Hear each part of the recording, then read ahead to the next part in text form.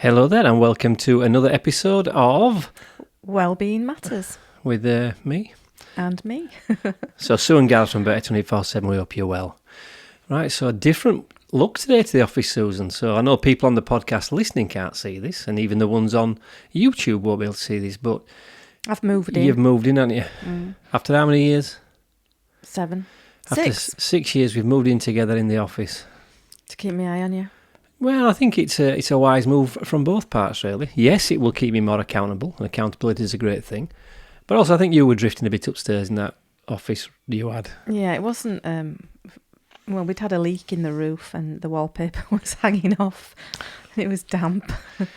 So it wasn't the nicest place to work. But I like it down here. I've got my own little corner. She has. It's you can't see it, but it's beautiful. She's got a little desk, and as with anything with Sue, you know, it always adds a bit of class to the joint when she's around. It's tidy because I haven't brought any of my paperwork down yet.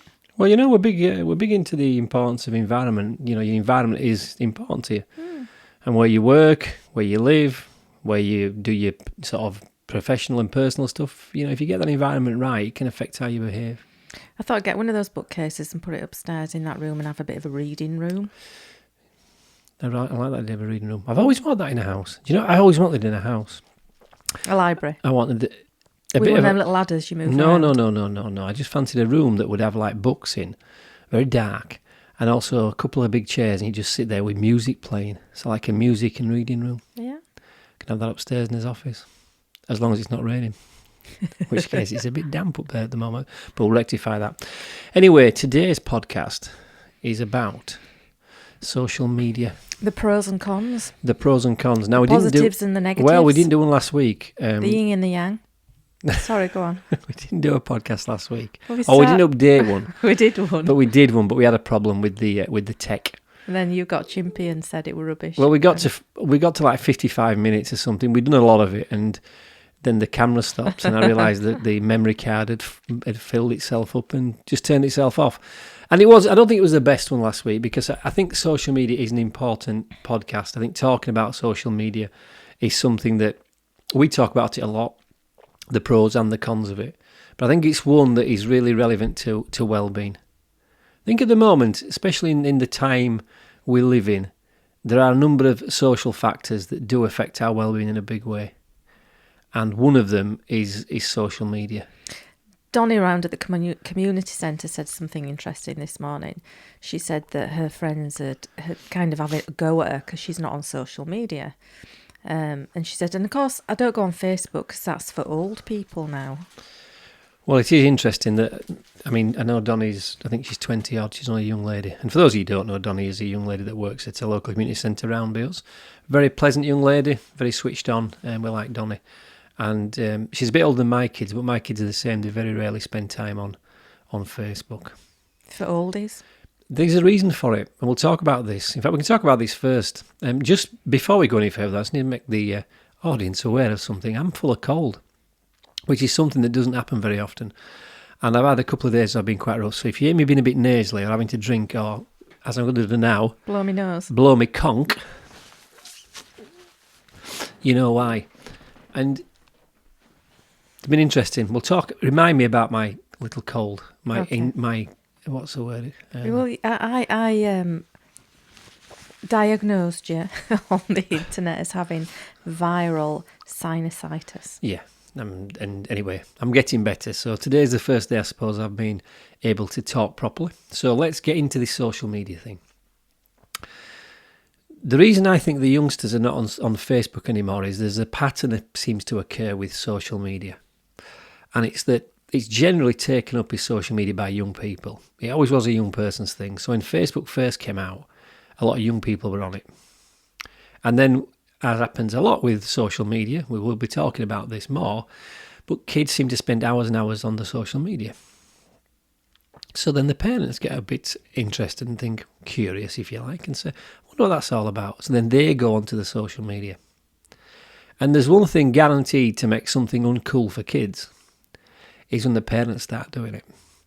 So when the parents all jumped onto Facebook and started getting involved and learning how it works, so initially to keep an eye on the kids and chat to the kids, then when they get on, the kids disappear to something else. So a lot of the kids now don't interact as much on Facebook. A lot of them it's Instagram and Snapchat. You've got this glazed look on your face. Sue. I have to take my cues from you because I don't have young children. So I have not really much experience about what's cool and what's not cool.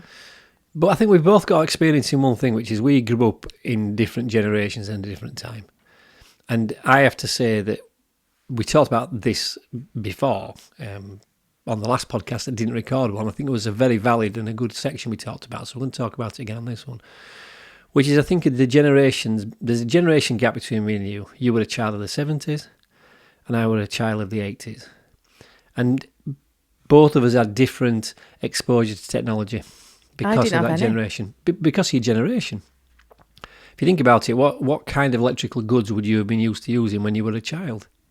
So let's look up to your early teens, 13, 14. What electrical items would you have around your house for entertainment? A television. Radio? Gramophone? No, I'm not that old. Stereo? Is that what you call them? Well, play records. Yes, we played records. Okay. They're stacked up on top and then they drop down. Drop down. Yeah. So you were born in, well, you grew up in the 70s, you were born in the 60s. I was born in the 70s, grew up, my formative years were the 80s. And for me, we also had a TV. We also had a record player. We also had a radio. But then the addition came in of computers. Because in the 80s, we started to see the first entry into the marketplace of what you class as home computers. So we had them at school, we had them at home. So we had things like ZX Spectrums, we had Acorns. They're not, not the Note. It was so did you have those at home? They started off in school, but then they became a consumer item. So they became a gift. So the big one for anybody in the 80s, everybody in the 80s will know this word, which is this product, the ZX Spectrum. I think it's environment as well, because I didn't need to know anything about technology in my career. But we're talking about your formative years. So you had no choice. This wasn't your career. This was your home life. No, we had nothing like that. So mine was the first generation of people that got involved in that kind of thing. And I think, interestingly, both me and you have probably got different views on social media. So let's look at where you are. I mean, let's just share this with the listeners.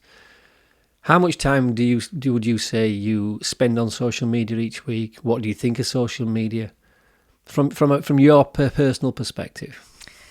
I have a little routine. I like to go and check my Facebook on an evening, usually when you're asleep. I'll spend half an hour, but I tend to get distracted by funny videos. So that's kind of my time on Facebook on an evening, and it is only half an hour maybe if it's early. But then it'll drift off, I'll click on things to do with yoga or food, and then that'll take me somewhere else, but still on the internet. So probably about an hour on an evening. Instagram, I don't always look at that. I went through a phase of posting on Instagram, and I got into a bit of a habit of it. And then, like anything else, I had a few days where I didn't do it, and then I never went back to it. And the other ones, Snapchat and TikTok, and what's the other one? Twitter, no. I haven't been on Twitter for about... Sometimes I get a notification that somebody's asked me to buddy up, whatever they do, link in. No, that's LinkedIn. What were we talking about? Twitter. No, So I haven't been on Twitter for 7 years. Oh, okay. Interesting. So I'm not... And what would you say is your overall view of social media? You see it as something that's positive, negative? Are you kind of, uncommittal to either one of them? I've seen the very negative effects of social media. It doesn't affect me one way or another. Okay. I would say I probably spend on average 2 hours a day on social media. That's not in one go. It'll tend to be dodging about. Primarily Facebook. I'll be on that a lot. It tends to be on a computer or running in the background when I'm doing something. Twitter and Instagram, I do post on those, and I tend to post things around my fitness. Snapchat, I use to communicate with my kids. They don't text message anymore. They just simply send Snapchats. And TikTok, I'm aware of it, but I'm not aware of. Well, I am aware of it, and I don't like it. I don't like TikTok at all. I mean, the other thing that I suppose us two as business people should be more relevant to us is LinkedIn. And I don't go on LinkedIn. I believe I'm on LinkedIn 10 minutes a month at the moment. That's probably the top side. I don't go on it. I have a dislike for LinkedIn, which I need to resolve really, because I'm sure that from a business perspective, that's the tool we should really be looking at. So why is LinkedIn not as important to you as Facebook or Instagram? If I'm honest, I dislike a lot of the interaction on there. I can only go from what I used to experience on it. It was a lot of people trying to sell products. I found it a very strange environment. You know me, although I had a business and I class myself now as a businessman, I don't really like the world of business and some of the things that go on in it. And some of the people on there were just, I didn't like them. But what about some of the people on Facebook? Again, I can control that a bit better. LinkedIn's a bit different in the fact that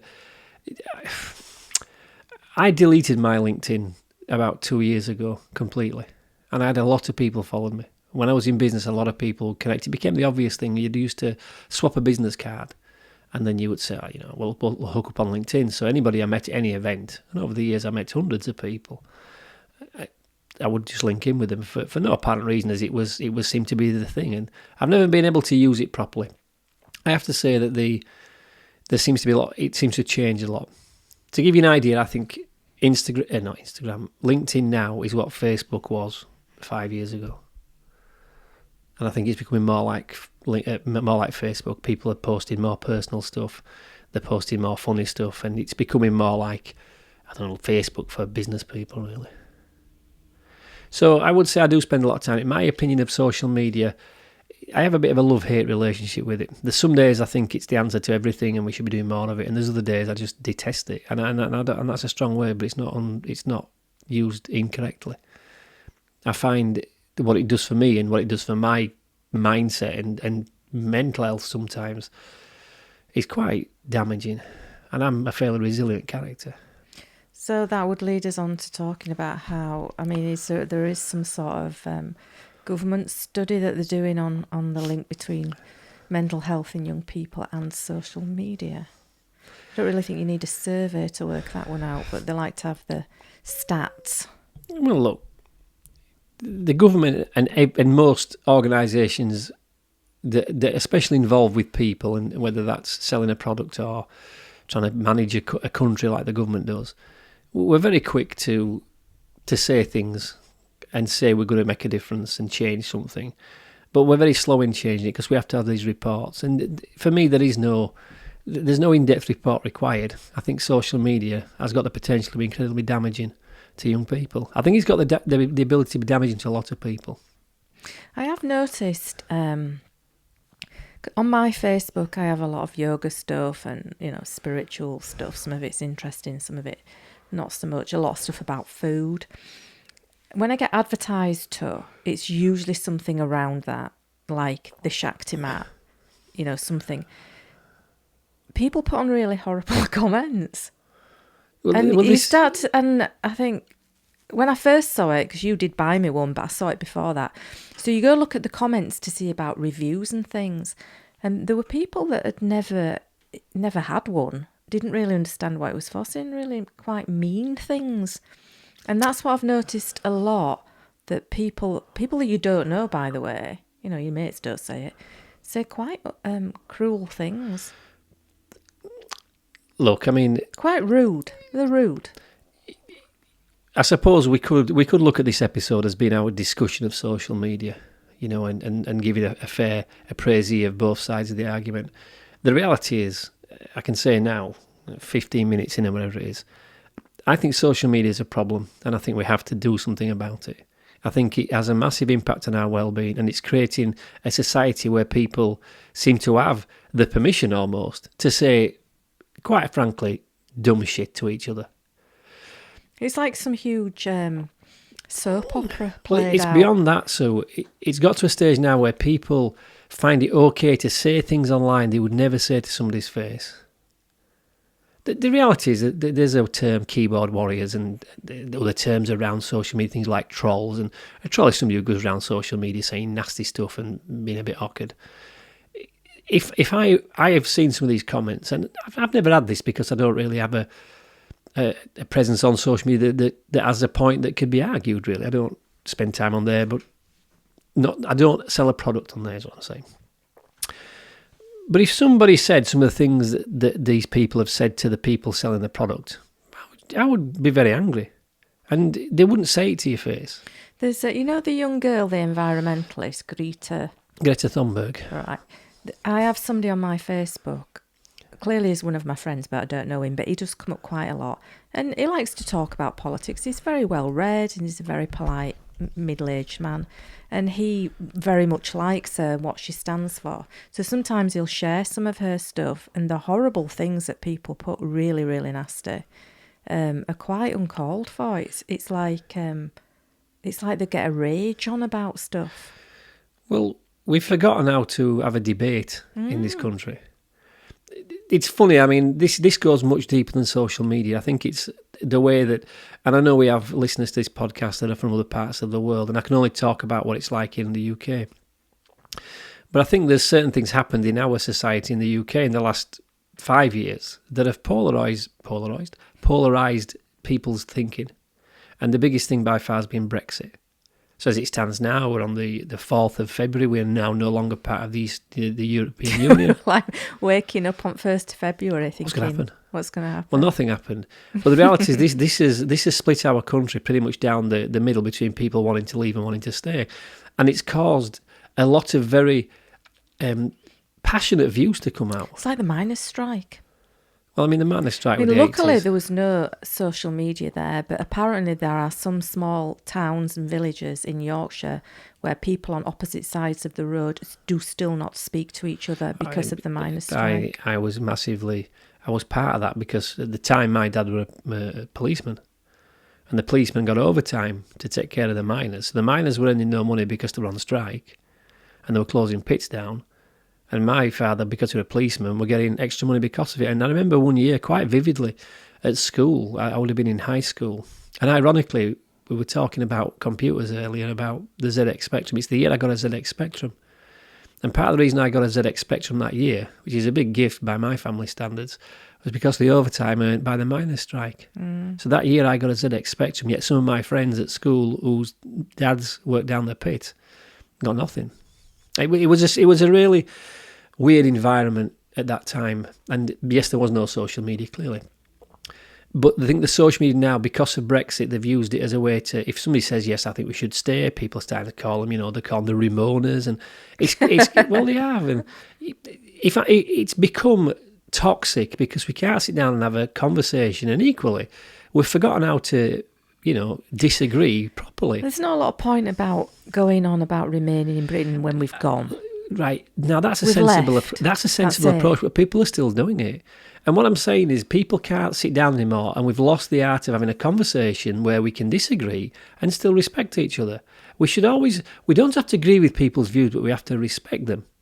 And that goes for everything, if I'm honest, whether it's a complete left-wing or right-wing view. If that's your view, I don't have to agree with it, but I have to respect that's your view. You have the freedom of choice to have whatever view you want. And that is really, I suppose, what social media was predicated on. It was predicated on people sharing their views, their opinions, their activities. But there are some unnecessary responses, and I think it's very negative. And for me personally, 2 hours a day that I'm on it is too much. I do not feel that is time that is used well. Because we've watched some documentaries and programmes around social media and other things. Because I don't have a negative experience because I'm not that interested, I do see that there's a lot going on behind the scenes. I mean, Facebook now is a huge company. It's $1 billion company. And I think what goes on with the advertising and manipulation and just kind of like brainwashing stuff on Facebook is quite dangerous. I don't, even though it doesn't affect me, I'm aware of it. I can see it. I can see what they're doing. And then you've got the campaigns and just constant twittering. I know it's not Twitter, going on about stuff. I would imagine that if you're a bit addicted to it and you're looking at it 2, 3, 4 hours a day, it would really can mess up your mind. When I started to use Facebook and Twitter, and there was no Instagram back then, I enjoyed Twitter. And even now, I mean, we had an incident in Wakefield this week, didn't we, where we had a fire on Sunday. Quite a big fire. And I found out about that on Twitter because I went onto Twitter and hashtagged Wakefield. And so it's a very good way of finding information out if you want really it. Quick. Very quickly. I have to say, for me, the one thing that I think is more sinister behind all this is the fact that now when you do go onto Facebook, you are advertised to a lot more than you were 2 or 3 years ago. Funnily enough, you talk about what you're interested in. Since I actually bought some products for me walking, my jackets and my shoes, I've got a lot more paid advertisements for that. So clearly somebody knows away from Facebook that I've been using something to buy a product online. They know what I've been Google searching, so they can use my Google search information to target me. Anybody who knows anything about social media will understand what targeted marketing is. Yesterday I was starting to get a lot more on my feed about 12-week body transformation plans when I'd done some bit of research on that. But isn't that, did we hear somewhere that, I don't know if it's just Facebook has got 5,000 bits of information on each person. I don't know how many it's got. The one thing that I have to say has concerned me more is my children with it. I mean, I know I've got an addictive personality, and because I know I've got an addictive personality, I can somewhat manage that. Because all I do, if I want to be good at something, is become addicted to it. That's why I'm doing a lot of running, or I'm good at the walking, or whatever it is. Because I'm an addictive personality and I'll get into it. So I try to avoid things and get into things that have got a potential negative outcome. But my kids are massively hooked on Snapchat and Instagram. I mean, I've got 2 girls and a boy, and they're all between 16 pretty much and 19. And to see how much time they spend online, all connected to their phones, even in the short time that I'm with them each week, is staggering. Didn't Helen say that she'd been on 8 hours? She was on average 8 hours a day. I can believe it. But bear in mind, if you're at school or university, a part-time job, or a part-time job, how do you manage that? You sleep 8 hours a day. Let's say you work 8 hours a day, so that you use all your free time potentially, the other 8 hours of your 24, to be on social media. There's a lot of people who say that social media has got the potential for good, and I do agree that it's got the potential for good. But I don't think we're seeing enough potential for the good. I think it's used as a way to advertise cheaply, because companies now can advertise on Facebook very, very cost effectively. I mean, if you had to put an advert in a local paper, or you had to send a mail shot out, that's quite a big monetary value. But they can advertise on Facebook for a few quid. So you can kind of see why businesses would show interest in it. The problem I'm having more and more with it is it seems to be more and more of an invasion of my privacy, and I think that's an important part of your well-being, feeling that you have some safe space, a safe environment, if you like, a harbour to put your ship in when the storms come. And if you're going home and then you're continually bombarded with whatever's happening in the outside world. It's interesting, I've had a few things come up on my timeline about retreats or places to go on holiday. And they've all put, this is beautiful environment, switch off, no Wi-Fi in big letters, as if that's a selling point. Like you can go there for a whole week and just chill out and there's no Wi-Fi, so you can't do anything about it. People seem to want to strive for that, but yet you can make that happen overnight. You can just turn your Wi-Fi off at home. But that you have to do it yourself. It's as if there's this escape to the countryside or to some beach where there's no social media and you can just... My biggest problem with social media is that it's full of bullshit, and it's full of people living a life that is basically just for social media. There's this illusion, if you look at some people, that they've got this life that's pretty perfect. Donnie came out with a saying, Donnie, we were talking about earlier on, about Instagram, and she said something like, happy photos, unhappy life. It's very. I remember. I'm not that old, although I'm older. I'm not old enough yet that I've lost me. I'm not that I've lost my memory. I can remember what it was like to be a teenager. I think in them formative years, anything sort of between sort of 11 up to sort of 16, 17, you are trying to find your way in the world. You are trying to make out who you are. You're trying to find out who you are based on what you see around you. So generally, you'll tend to find kids, when I was growing up, if they saw some cool kid wearing a jacket, they'd want to wear the jacket. If somebody came into school with a trendy haircut, you'd want the trendy haircut. I remember once buying Doc Martens shoes because they were trendy. At the time, I'd right little feet, so they're like round, like I got spoons on my feet. And they weren't very comfortable. Oh, we had spoon shoes in the 70s. Did you? They were called spoon shoes, and they had a rounded top. Well, these were just men. because they were small. The reality is, when we're in that age, we want to be like the cool kids. And some people don't, but it's very few. Most people do. The problem now is you're being bombarded with the look, the way you've got to behave. The biggest thing, the biggest problem I've seen with social media recently is TikTok. And TikTok is... Oh, you showed me that. I must admit, I've never seen anything so appalling in my life. I find it, if I'm honest, I find it offensive. And I don't say that lightly. I'm not the most politically correct character. And I do swear occasionally, and I do understand that, I have an adult theme to my humour at times. And I don't class myself as a prude in any way, shape or fashion. I think I'm very open-minded. But to have a platform now that basically seems to have every other video that comes up is some young girl shaking either her boobs or her backside about in very little clothing, I don't see what this is doing. And I know what it's doing to our society. It's pulling them into this world of it's all about how I look. And more than that, it's how I look, and that look is provocative. And I don't find that palatable at all. Now, not just to have a go at the girls there, the boys on there all seem to be the same. They're showing six-packs off and putting their hands through their long hair. It's a very, very superficial and, if I'm honest, ridiculous platform. And my kids now are getting more and more into it. It's going to be the next big thing is TikTok. There's no doubt about that. But again, people are going on there and behaving in a manner which I think is not good for the well-being in any way, shape or fashion.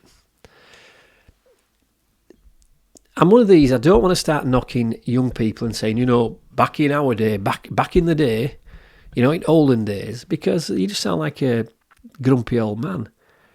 The reality is we are focused as a couple, as a business with Better 24/7 on improving well-being and things that will increase our well-being and trying to avoid the things that are going to decrease our level and our state of well-being in a negative way. And I think social media has got the potential to hurt people. And it's happening. There is an increase in people hurting themselves, there's an increase in suicides amongst young people.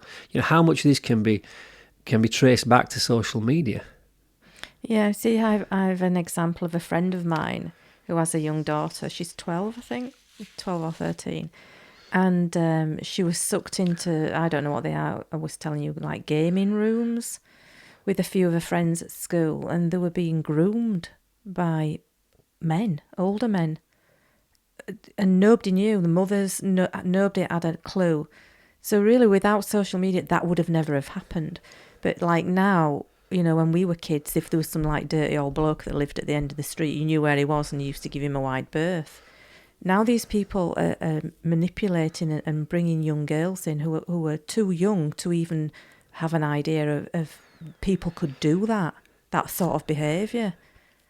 But if because the friends are all on it, it's hard to then not let them go on it. I think what it comes down to for me with social media is it's taking you away from doing something physically with other people. Yes, you are connecting with people, which is a good thing. Let's be fair. If you can connect with people you might not never see, or people if you've got, especially got family in other parts of the world, to connect with them on social media is great. We do have telephones, we do have video calling. I find there's too much going on social media which is leading me to believe its time will come. Remember when there was a lot of news about the, was it the Taliban or what's the other one? ISIS, and they were beheading people and setting people on fire and that. And those videos used to come up on my timeline and I couldn't get rid of them. And they were really, really disturbing. I don't know why they'd come up. They just... For a few weeks, I couldn't go on my Facebook without them coming up. Well, on Facebook, there's supposed to be some policies around violence and nudity. And the same with Instagram, because Instagram is owned by Facebook. But I can tell you now that Twitter has got none of those filters. There's some graphic violence and graphic sexual images on there, and they don't seem to have a problem with it. Nobody can police the internet because the internet's too big. You're talking, you can't even comprehend. Your mind isn't able to address how much activity there is on Facebook, Instagram, and Twitter, and Snapchat. I mean, Snapchat I thought was a good thing when it came out because you send a picture, that picture lasts for about 3 seconds to 5 seconds, then it disappears. It's just a way of sending a little message. But again, there's ways for that to be abused. I don't want this to sound like this podcast is just for, about us going on about how young people are going to be affected. I think it affects people at every age. I think as we get older, there seems to be there has certainly been a higher percentage of people my age. I'm probably getting to the top end of the age now, but certainly in the 30s and 40s, young men committing suicide because they don't feel like they've got a purpose anymore. And a lot of this can be tied in with either losing a job or a relationship. And I think when you're on social media, because there's this illusion of everybody doing well on there, you can put an illusion on that your life's great. You can feel like you're just not, you can feel a failure because you're comparing your real life with somebody's edited social media life. Mm. I don't want us to just have a podcast that just kicks social media. I think we should be in a position where we give people an alternative. What could you do? Because there's no point just coming up with a problem. Anybody can come up with a problem, but what's the potential solution to the problem? So I know you're not as big into social media as I am, so I'll share you Yes, you share. my views on it. Although I say I'm on social media for 2 hours a day, I have to say that a lot of that time there's just a screen on a computer. I'm not doing anything. It's going on while I'm going around my work. So why do you have it on your screen? If I'm honest, it's just a page that comes up and I keep refreshing it. I have a lot of stuff that comes on there that I find interesting. I don't know why I keep it on all the time like I do. I do check the news a lot on my phone. I've got my little BBC News app, and I also check the BBC Sport. So I know I've got some. I don't think it's an addiction to social media. I think I've got an addiction to having an handheld device. Mm. So we can look at this in two ways. Are you addicted to social media, or are you addicted to things on that device? And what I've tried to do now is more and more is to not check the news as often, to not go on Facebook as often, to not go on Twitter as often. So I have a bit of a routine now. Most mornings, apart from the last 2 days because I've been a little bit poorly, I go out, I run, I come back, and then I post about my activities onto social media. And I do that more for a record for myself, but also because the work we're doing with Better 24/7. Is this on your Strava? Or No, Strava, Twitter, Instagram and Facebook. But there's a way I do it. I can post to one and it goes to all three of them. I'll do the three. But because I am trying to promote myself as a professional speaker now, talking about mindset, because we're talking more about well-being and improving quality of your life, I want something online that at least gives us something called social proof. Because although I may not agree with this is how the world works. If you think of a service provider, whether that's a restaurant, whether that's a yoga class, whether that's somebody who's selling a product such as shoes or the gear that got off me walking, you always Google it. We've got in the habit of doing that now. Yeah. Because we want to find some reviews. What's it like? Let's have a story. Let's tell it. Let's understand what goes on behind the scenes. Is it a good restaurant? Is it good clothing? So people are going to Google you. They're going to search for Susan Cowlishaw. They're going to search for Gareth Boot. They're going to search for Better 24/7. So I want to make sure there's some social proof there to say, yes, this man is a fit and healthy character. He does know about mindset. And yes, they are living a good, well-being life.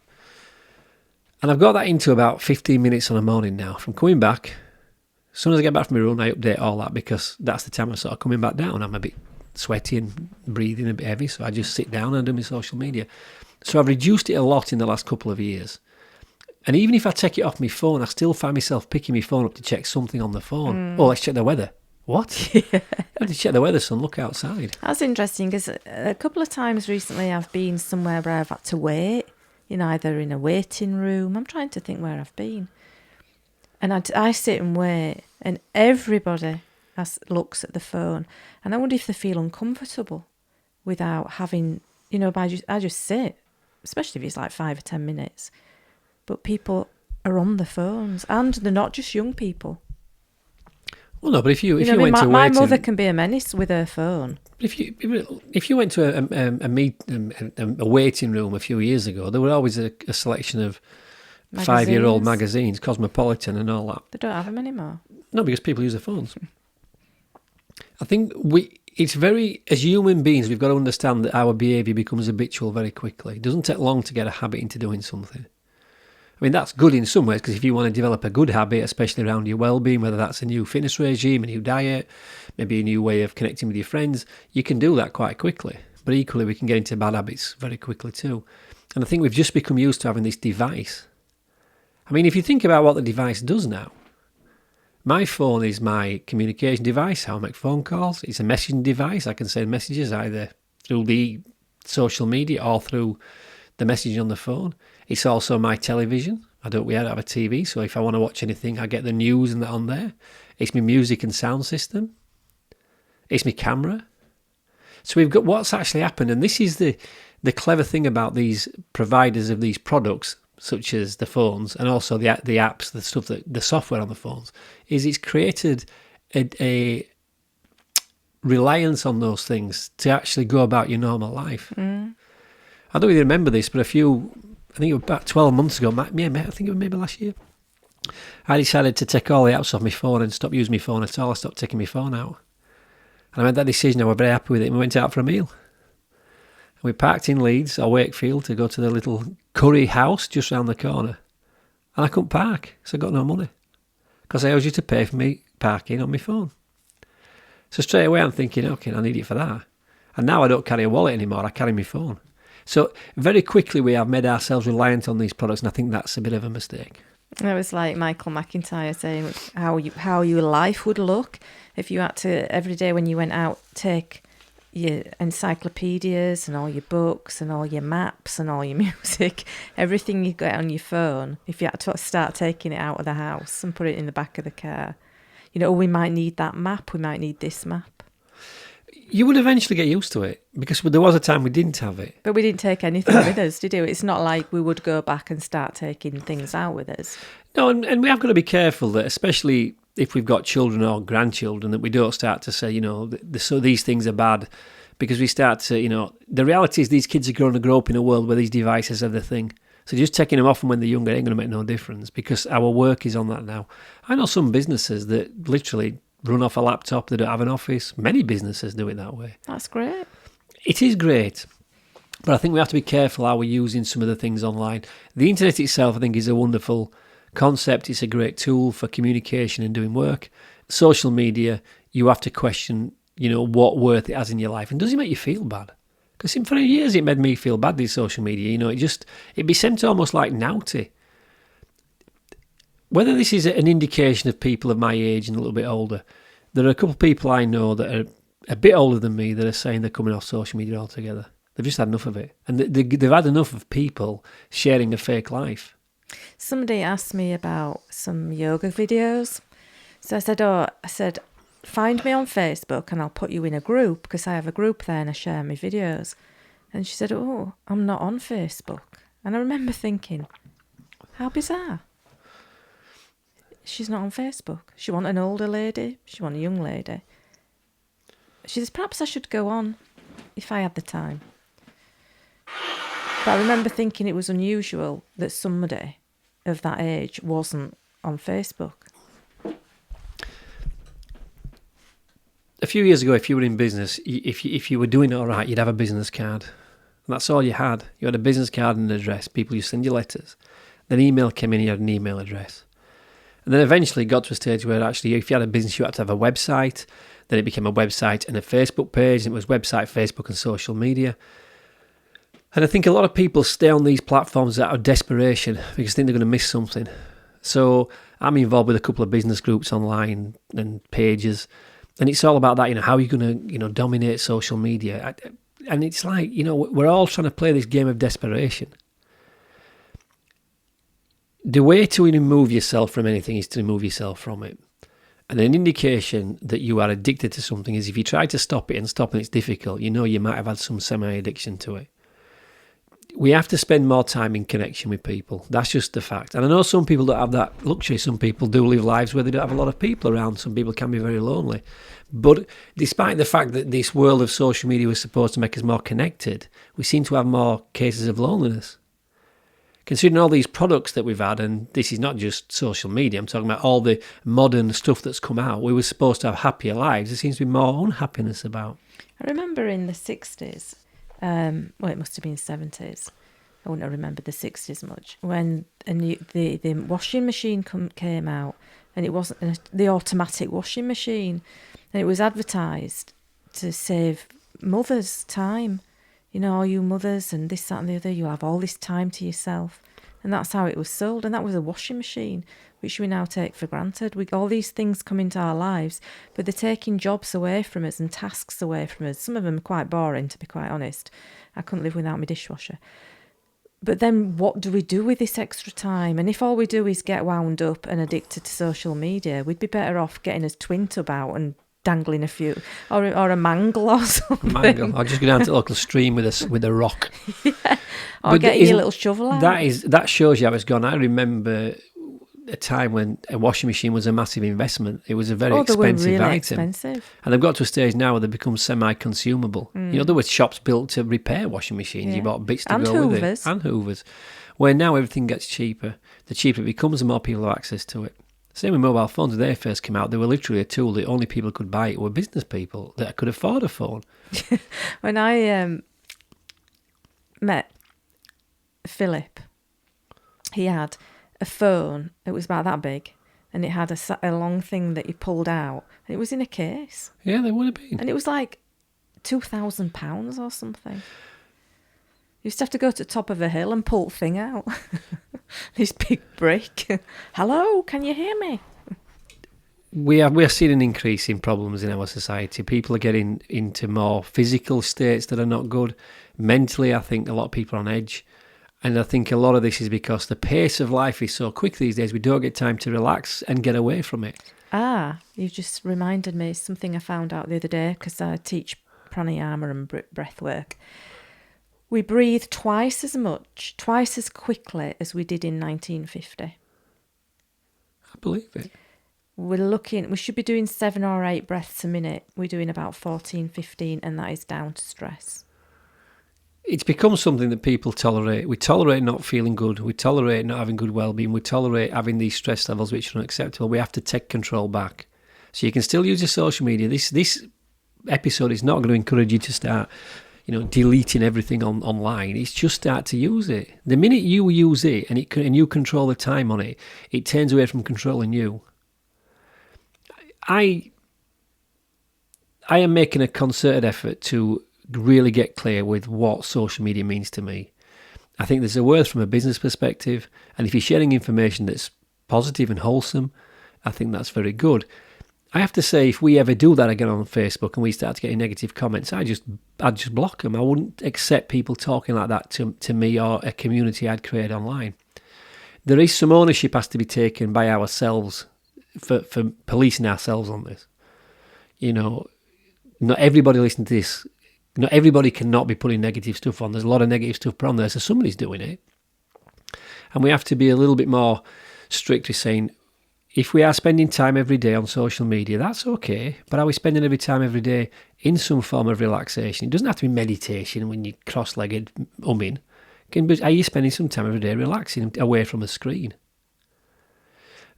My children are never off that phone. I bet the first thing they're checking them on when they wake up is their telephone. Apparently 80% of the population, the first thing they do is check the phone. Well, I have to say, I pick my phone up on the night. My phone's attached to me pretty much 24 hours a day because I listen to it on the night. I've got something going on in my head on the night because I listen to music and podcasts. I don't think we're going to know the real damage or not that this is doing for another couple of years. I think the writing's on the wall in the fact that I think there is some evidence now that it is affecting people. I do know because I know people online that are putting one life out there and the life behind it is very, very different. I think if you're putting something online that's got the potential to hurt somebody or make somebody feel bad, you should question why you're doing that. So when I see people putting pictures of how fantastic their life is, just imagine for a moment that picture might upset somebody else. So does it have a worth?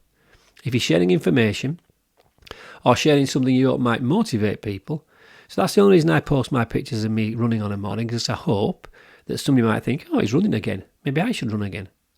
Maybe I should go out and do something physical. I thought that this morning. Did you see me leaping out of the door all enthusiastic? No, but you went out. and the fact is, we are, because we're focused on this, I would Better 24/7 isn't something that we do once or twice a week or between the hours of 9 and 5. It's our life. We have had, the last 6 years, we are constantly working on improving some aspect of our life. And that's the reality. You have to do that. And that means checking things you're doing and questioning them, like your use of social media, like the food you're eating, like the environment you're living in, like the way you spend your money. It's a constant piece of work. But if people are online and it's upsetting you to be online, you should come away from it. And I think getting your kids to open up about this is very difficult. Your kids will generally talk to their parents, let's be fair. They'll just think you're a bit of a knob. But watch for this stuff. I do think if you've got young children now, you really want to take a look at TikTok and see what that's all about, because I don't think that's healthy at all. I think it's got the potential to be very dangerous as that. But what can you do now it's here? All you can try to do is inform your children, inform your loved ones, inform yourself, for goodness sake, that you're okay. And remember, don't compare your life, real life, with somebody's online social media life, because they can be very different. And also, try to encourage doing something each week where you can have some time away from your phones completely. Even if it's just on meal times, don't be having... We went for a meal a couple of Sundays ago, and in the restaurant, because it was Sunday afternoon, there was a lot of families in there. 4 of the tables that I could see had kids on using devices, and that's with kids. There were another 2 tables with the people on it, sat having a meal together, checking the social media, checking the phones. So quite often. The way to deal with anything that you're doing too much of is to reduce it. If it feels uncomfortable, it's a bigger problem than you might think. You can still just reduce it. But try to encourage that time. The other thing I think is really important is get yourself outside and spend some time with people in a proper community. So if people are on Facebook, we like to connect, why can't we connect doing something else? I don't think social media is in and by itself bad. I think the way we're using it is wrong, and I think we are causing problems. And I think, that Facebook, Instagram, Twitter, all those... we are just using now. They're using you. They're using you as a tool to advertise to. You're the reason they're one of the most financially stable and financially profitable companies in the world, because they're taking you, the user of the social media, and they're using you as a product to sell to advertisers. When I look at social media, especially not just social media, big companies that we have, super companies like Amazon for one, like Apple, like Facebook. There's just these huge companies drawing in billions and billions of pounds from millions of people who are just used. They are just used. They're just used to make money, and nobody gives a shit whether they're causing them mental problems, whether the suicide rate's gone up. Couldn't give a shit. Money, money, money, money. That's all it is. And you have to get switched on. So if you're listening to this, you have to understand that you are being sold to, you are being manipulated by these companies for profit.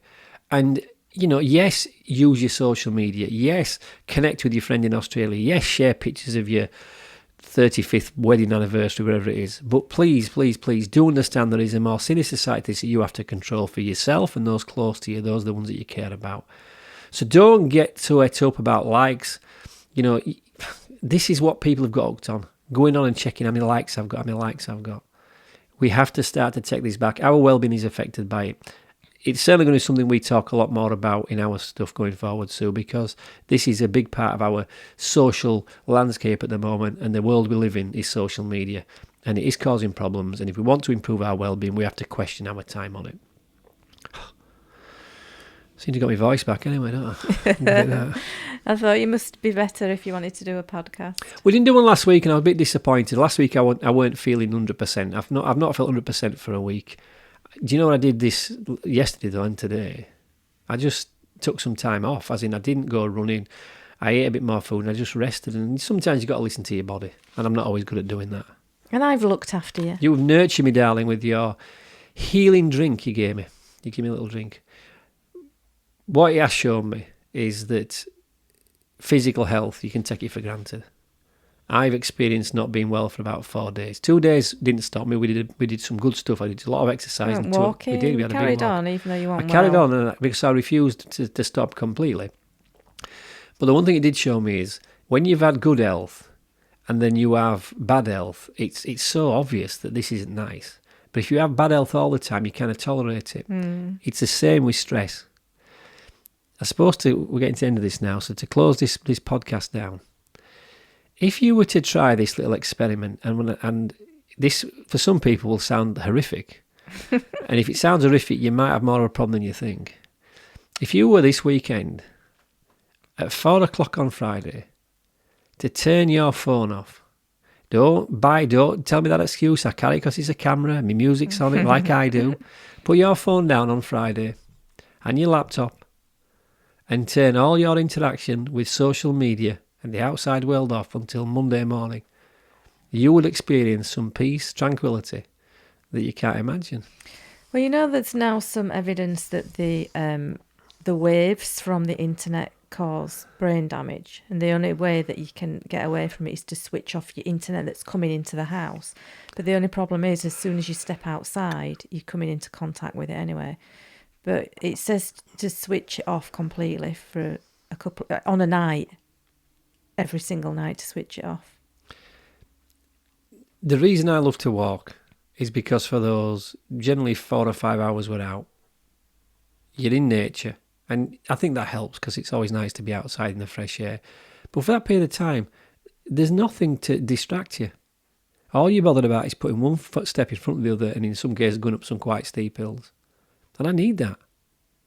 Now, bear in mind, I need that, and I have a lot of experience and a lot of qualifications in some ways about keeping a mindset strong and about how to live a life as an adult. How on earth you can cope with this world as a teenager who hasn't got that resilience yet, that can be difficult. But get people outside, get people away from their devices, get yourself away from it, just to give yourself a break. You know, you can we will be using Instagram and we'll be using Twitter for Better 24/7, but we will be sharing information that we believe is of benefit to people, and we won't be sharing it as often as some people do, but we'll utilise it. So I missed doing it last week, I wish we'd have done it because that's me getting a bit obsessed. We've done one every week. This, I think, is number 19. We did do it. It's just that the video went off and you weren't happy. Well, the video's on, so you can check us out if you want to watch this one. You can also see it on YouTube. If you go to better24.com on YouTube, you'll see us there. Anything else on social media before we go? No, I try not to get too negative about it because I don't want to feel like a fuddy-duddy. But I've seen with my grandson, who is 7, if I bring him here after school, he goes and plays. Is it a football game? And he does get a little bit obsessive with him. So what I do is every other week, we don't come here. We'll go to the shops, or we'll go walking, or we'll have a chit chat, or we'll take the dog out. I don't let him come here all the time because he likes to go. I like him to play on it, but I don't want him to just be on it all the time. And he's certainly not allowed at home. No, it's a wise move. He limits his connection with... He has to earn it sometimes. Well, but, you've got it right with him. But that's only because I've seen what it has done to people. So I think parents now with much younger children are aware of the pitfalls and the dangers, whereas a few years ago we didn't. You've just got to be careful. Be careful. Limit your time on it if you feel you're spending too much time on it, and have some time every day, at least once a week, where you get a good solid day or two away from the world of online social media. Use it wisely, like anything. It's only a tool. If you use it wisely, it'll serve you. If not, it'll hammer you. Right. Okay. Thank you for listening. Yes. We'll be back next week, hopefully. Get into our regular routine with our podcast next Wednesday. But for now, thank you for listening and take care. Goodbye.